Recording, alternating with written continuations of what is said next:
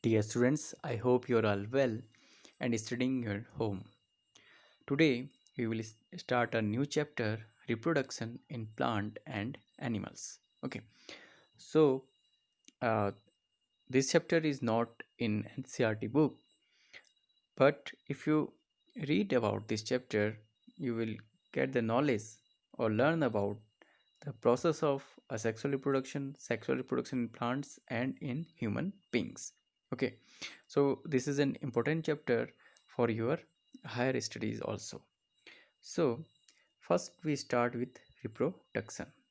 Okay, the ability of a living organism to produce offspring is called reproduction. Means for the existence of any species in this earth. Okay, suppose if you take an example of human beings or any plant, everyone is try to exist in the form of different generations. So reproduction is one of the basic characteristics exhibited by living organisms. Different living organisms have different ways to reproduce. Okay, so we read about the different modes of reproduction. There are two modes of reproduction in living organisms, asexual and sexual. The type of reproduction in which new organisms are formed by division or differentiation of a single parent. You have to remember that single parent body is called asexual reproduction. Okay, means only one single parent are capable of being produce a new young ones. The type of reproduction in which new organisms are formed by the fusion of specialized reproductive cells called gametes born by two different parents is called sexual reproduction.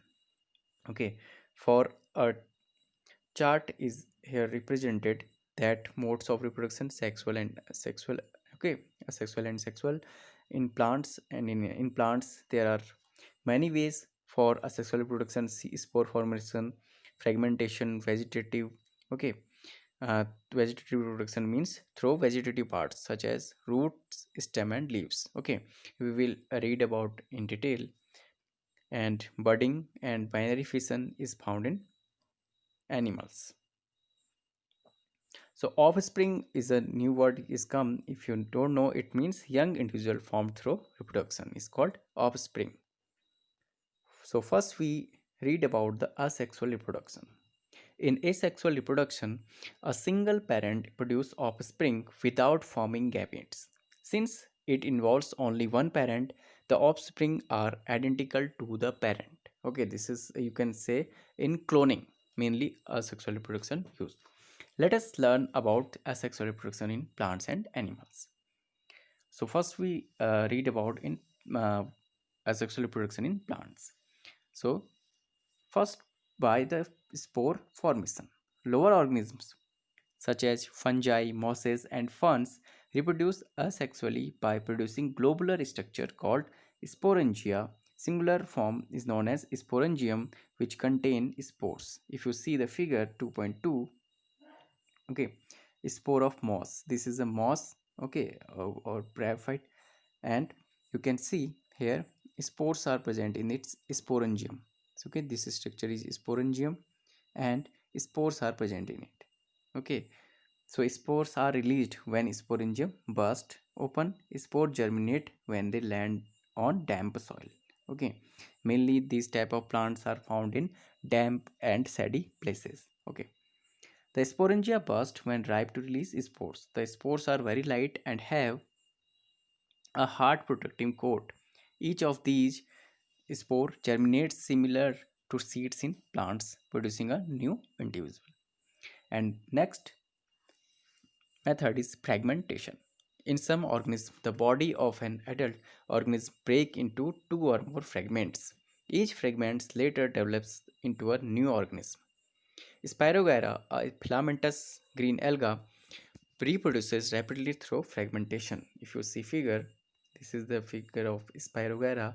Okay, and this is one adult, and it will break down into two, and each fragment will be converted into new sporon, spirogaria. Okay, so this is an example of fragmentation. Now we read about the vegetative propagation.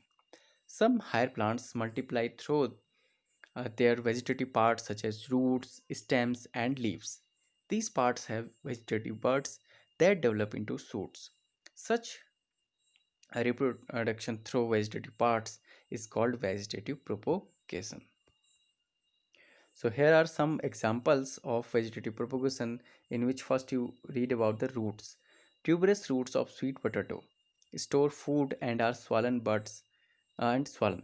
Okay, buds called slips arise at points between these tuberous roots and the stem. If you see a tuberous root of a sweet potato, okay, so these buds, if you see the structure, these buds when detached from the parent plant and grown separately along with the root produce new plant. Now next, propagation through stem. Vegetative propagation through stems is very common in plants. Certain plants propagate through subaerial stems or underground stems. Okay, so this is stem of subaerial stem of strawberry is an example. And if you see other example of rhizome of comb of gladiolus and rhizome of ginger, bulb of an onion, okay, and tuber of a potato, adventitious part of bryophyllum leaf. So these all are example of stem vegetation, okay, vegetative propagation. Some are underground stems also. Various types of underground stems such as combs, rhizomes, bulbs, and tubers are used for vegetative reproduction as well as for food storage, as we shown in figures. Combs are spherical vertical structure formed in clusters. We already see in the figure, okay, of it. And rhizome, a swollen stem bearing. It is example is ginger. We already read about. Bulb is an example for onion, and tuber is an example of potato vegetative propagation. And leaves in bryophyllum, the nosed margins of leaves bear adventitious buds. These buds develop into tiny particles that fall off and grow into an independent plant. So asexual reproduction in other organisms also found.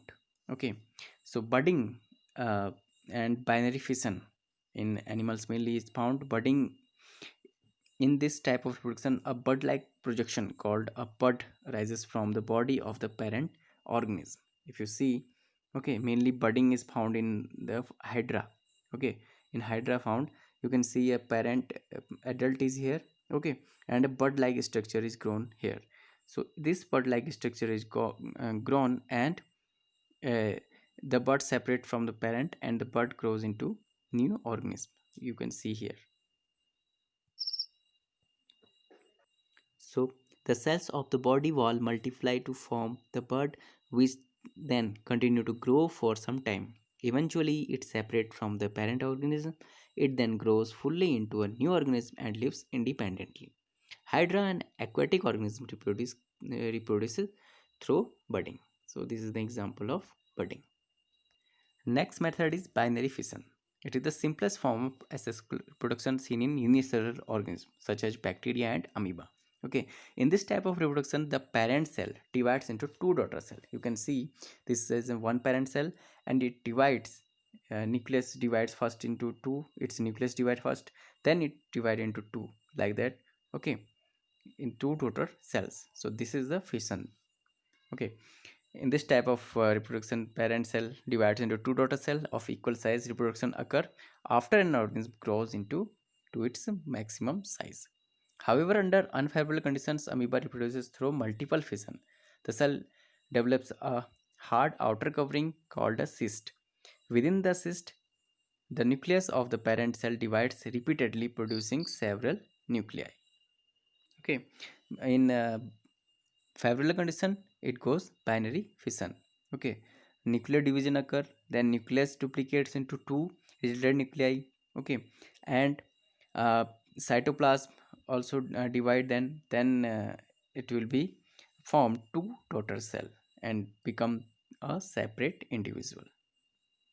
Okay, so multiple fission is also occur in amoeba if you in unfavorable conditions. Okay, you can see here.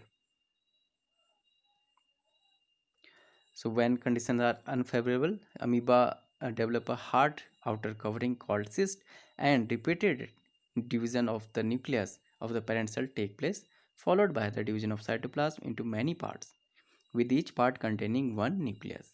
Then, when unfavorable conditions are come, each uh, cyst breaks open and release many daughter amoebae. So there are some questions for you. Name the following, in which you have to write on your notebook also. The globular structure produced by fungi which contain spores. It is known as sporangia. Okay, I will also share PDF with you. The swollen stem of a ginger is called rhizome. The plant that bears buds on its leaf notch, bryophyllum, we already read.